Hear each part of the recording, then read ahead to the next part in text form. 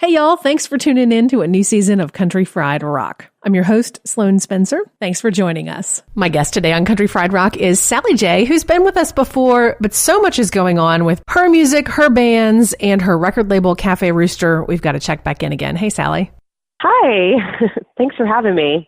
My pleasure. I don't even know where to start with everything you've had going on just in the last 6 months. So let's start with the big one. You started a record label, Cafe Rooster Records, and a ton is going on. Yes. Well, the last time you and I spoke was, I believe, right after Americana Fest last year. Yes. And that was the launch of our label that week. So we are approaching our 1-year anniversary. Yay! Which is great. It's been kind of a whirlwind. As I think I told you last year, we didn't really plan on starting a record label. It just kind of happened because Darren Bradbury, who has been a friend of ours for a while, and, we were hanging out in our shed, making music with him all the time and discussing the state of the music industry. And he just one night said, "Hey, why don't you guys put my record out?" And Brian said, "We don't have a label." And he said, "Well, let's start one." So we did. And now we are off and running in a way that we never expected. And I have to say that I am just so incredibly grateful to the wonderful music scene,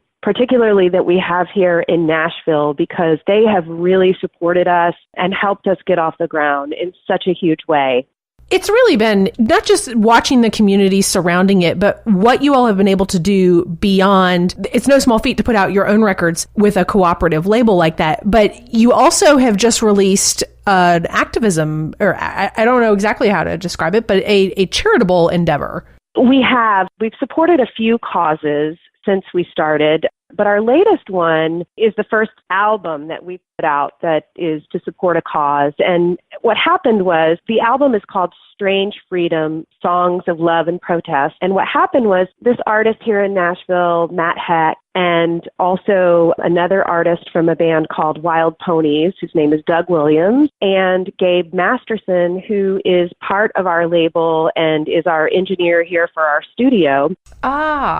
The three of them organized this protest record right after the presidential election, and they ended up gathering together 13 artists who had put their feelings into these songs and put this album together. And we donated some studio time here for some of them to work. And then it came to this point where they didn't have a label to put it out. And so Matt came to us and asked us if we would be willing to put it out. And of course, we said yes. We were really impressed with the lineup and the songs and the meaning behind it. And then that led to everyone involved wanted it to support Planned Parenthood. And so we went to Planned Parenthood and said, "Hey, we want to raise some money for you with this album." And of course, they were really thrilled. And so, yeah, we put that out in July 14th, I believe was the date.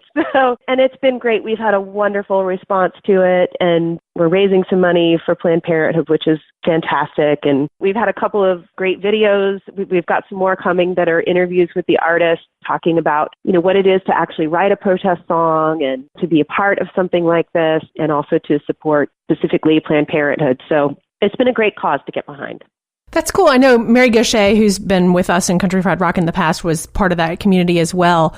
You have a diversity of belief systems who all came behind this one cause. And I will admit, a little bit surprised to see that of a couple of the folks that are involved. Yes, I mean, it is a diverse group, and I think that's really important for something like this. Instead of, I wouldn't have been able to get behind something, I don't think, that was just all one opinion or like you said, coming from one belief system, or something that's just filled with anger at one side. What I found appealing about it was that it's called love and protest songs. And I like the fact that it is all different kinds of people talking about their feelings about the election, and they're all kind of different. Some of them really have taken a risk because their fan bases are not as open to a protest album or the cause. And so I really applaud some of those artists that took the risk to put it out. And one great thing we had one of our artists say was, "Some things are bigger than your career." Wow. And that was really a profound statement to make about this. And this is one of the artists who was putting a lot on the line. I got goosebumps when you were just talking about that because it's a big deal for everybody, but it's a big deal especially for people to speak publicly about things that are controversial within their community. But I think we're all called to do that, especially now. You can't just sit by and be like, oh, I'm not going to rock any boats. You could ask any artist, what do you feel is your personal responsibility to talk about things like this? And for some artists, it's not part of what they do, and that's fine. But some artists feel like that it is their personal responsibility to speak the truth, especially about things that are going on in the world and to sort of reflect what humanity is going through right now. Mm-hmm. I'm always amazed when I see something where fans are essentially saying, shut up and sing. I'm like, have you not listened to the songs from this person? Yes, I'm surprised by that too. And we have had, I expected it. We've had a little bit of backlash and comments, but I don't think that you can succeed at anything by avoiding criticism. You're going to get it no matter what you do. I like the DIY ethos y'all have going with everything that's coming out. I mean, the merch alone and the visual arts and just the whole package of everything y'all are doing really, I guess it kind of affirms what everyone's been doing, thinking that there must be a better way, but you're doing it that way and it's working. Well, thank you. Thanks for saying that. And our goal, it really is crazy how it all happened because, like I said, we weren't planning on starting a label. And then, we start a label, which, is supposed to be for music. And then we end up getting into causes and then we end up getting into visual art. And, it's just one of those things where they all kind of feel like they're related to me, that they all kind of fall under the same umbrella. And I feel like the people that are interested in the musical artists that we have will also be the type of people that are interested in the visual arts that we offer and the causes that we offer. So they all kind of help bring awareness to each other. I do think they go together, and I like seeing that convergence come back together for both fans, but both for the creators as well. Yeah, I do too. And it makes us different as a label because we are trying to embrace all these different forms.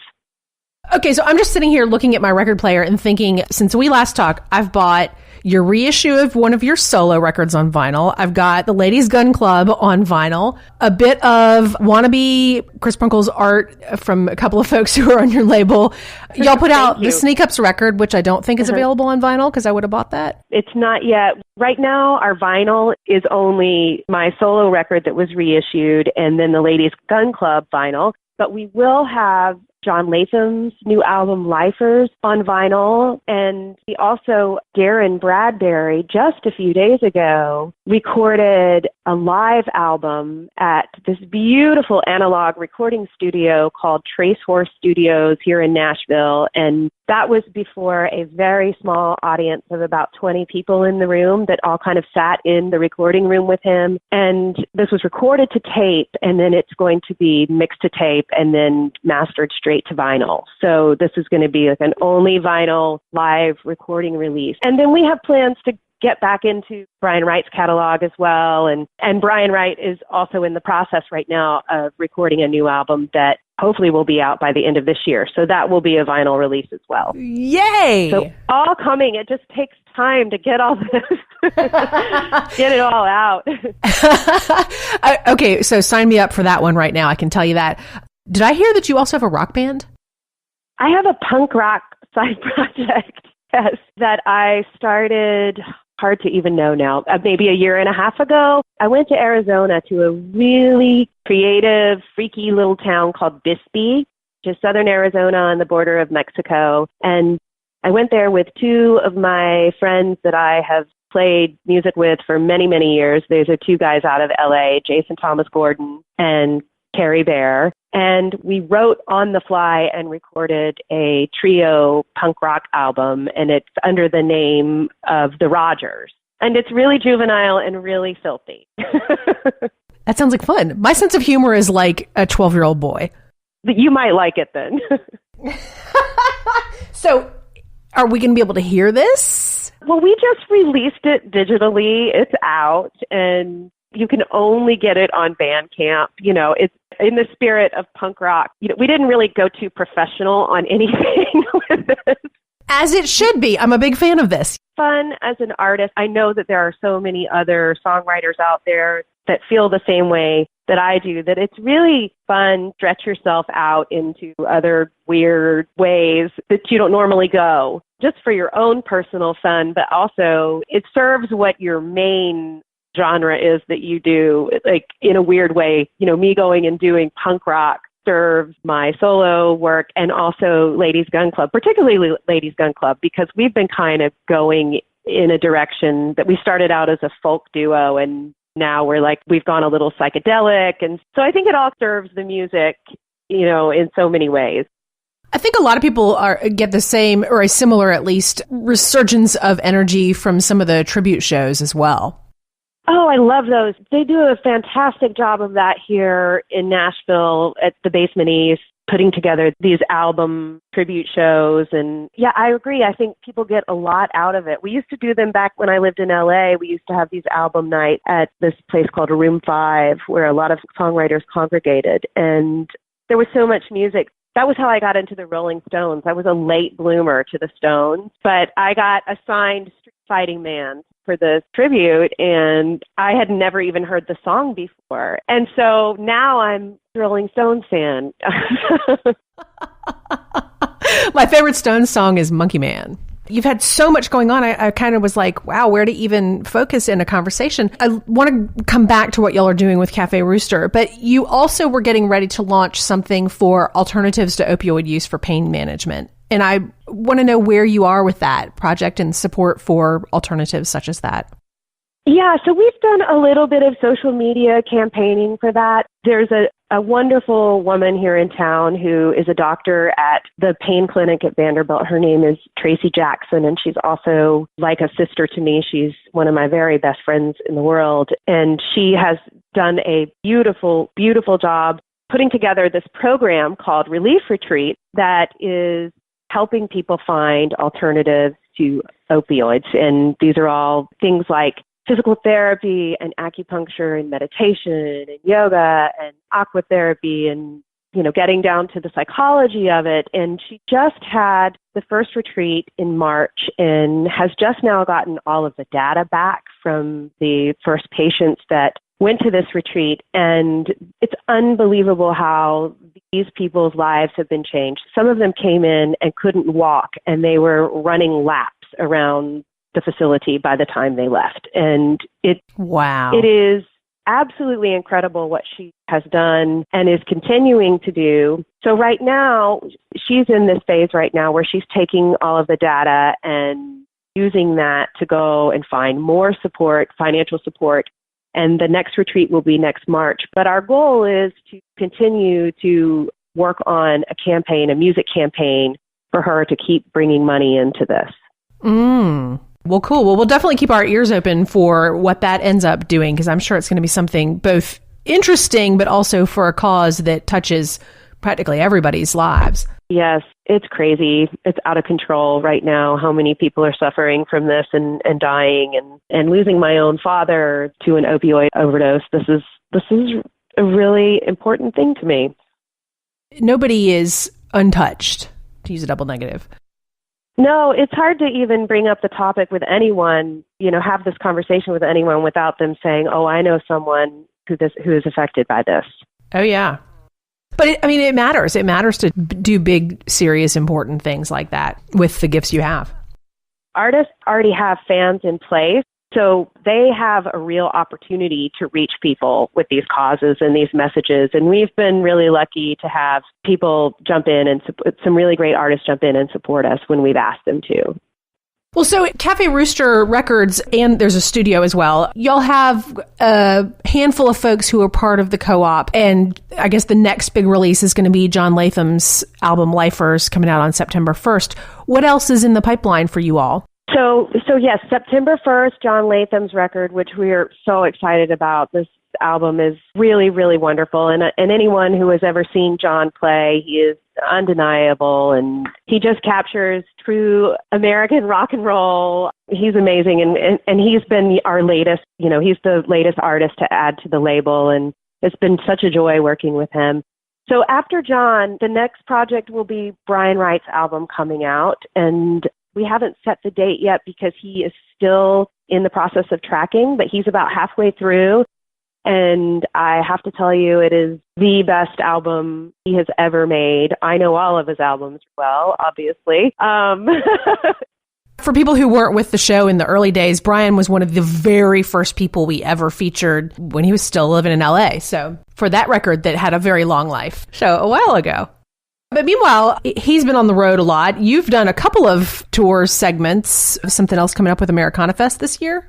We do. We have for Americana Fest, we're going to have a lot going on with our artists. The first thing that's going to happen will be the kickoff party that happens every year. It's Guitar Town and Sin City.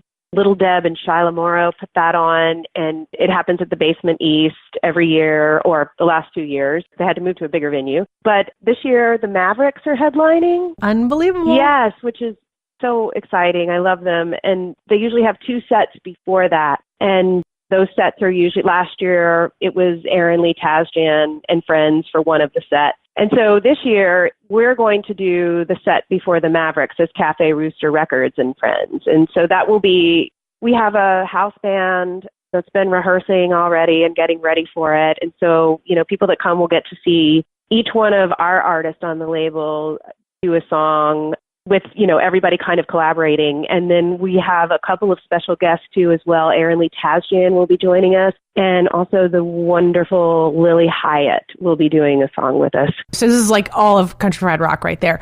So then also Brian Wright will be doing a showcase. Aaron Lee Tasjan is playing, and Patrick Sweeney, who is amazing. We'll be doing our second annual Cafe Rooster Records party, which last year we just, we had a guerrilla party, like fringe party, but this year we were invited to be a part of the official Americana Fest. So we are going to have our same house band for the kickoff party is going to be playing for that, and you'll get to see full sets by Ladies Gun Club, John Latham, Brian Wright, Darren Bradbury, and we're also going to have Aaron Lee Tasjan playing a set. And an artist named Rayvon Pettis, who is playing around Nashville right now, he's also going to be playing. We're really excited about that. Oh, fantastic. Anything else that you personally have going on musically? Ladies Gun Club is going to be sort of getting back together for some shows starting during Americana Fest, but then following that, we're going to be going out to LA and playing at the Troubadour, opening for Aaron Lee Tasjan, which is so awesome and exciting. And then we're going to be playing, that's on October the 9th. And then right before that, October the 7th, we're going to be up in Ojai, California at the Libby Bowl playing this new festival. It's just a one-day festival all in this beautiful outdoor venue, but we're going to be playing at that with Lucinda Williams and Shooter Jennings, and Brian Wright will be playing that, and some other really great artists. Sarah Roberts, my partner in Ladies Gun Club, has just recently moved to the South just a few weeks ago from California. And so, but we're very excited to get back to playing shows and getting back out on the road a little bit. Yeah. So what we're trying to do with our merch is we're not mass producing anything. Everything that we're offering is limited runs and created by artists that we love and know. So we've got some T-shirts. They go fast. When we announce them, please order them because when we run out, we don't get more. Move on and we do something different. And we have some great posters. We have 2 posters that are screen printed that are the art of Chris Prunkle, who is a very unique album reviewer. He uses cartoons to review albums. And so he did some exclusive prints for John Latham and for Darren Bradbury for us. And we had those screen printed, and we've still got a few of those that we're selling. We will have also Brian Wright and Ladies Gun Club ones coming out. Darren Bradbury always has all kinds of unique merch happening. His lady, who is a great artist here in town, her name is Carrie Pineski. She makes almost all of his merch, and she makes some stuff for us. And so yeah, everything that's up there is unique and limited, and we hope that people will grab stuff.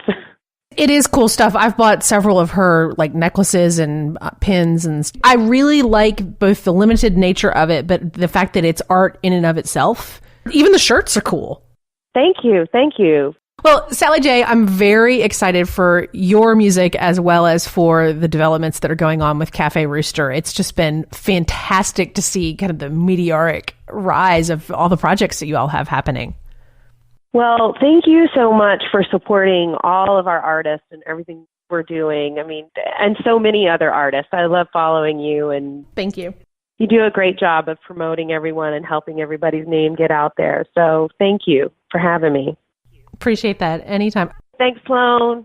Bye. Thanks so much for hanging out with us here at Country Fried Rock. Find more of our episodes wherever your favorite podcast is or at countryfriedrock.org. All content is copyright 2017 by Lilypad Productions. All rights reserved. You can find us on Facebook, Twitter, and Instagram. We are Country Fried Rock. If you need to reach out in the United States for 24/7 assistance, call the Suicide Prevention Lifeline, 800-273-8255. They also have 24/7 chat available at suicidepreventionlifeline.org. I've been making bracelets from used guitar strings that musician friends have been sending me and adding a little medallion on there with that Suicide Prevention Lifeline phone number on it, giving them to a bunch of musicians over the last few months. They're all different. If you'd like one, shoot me a DM on either Twitter or Insta. They're $15, including shipping. Take care, and thanks so much for taking care of the people you love. Ever he been helping us some country fried rock.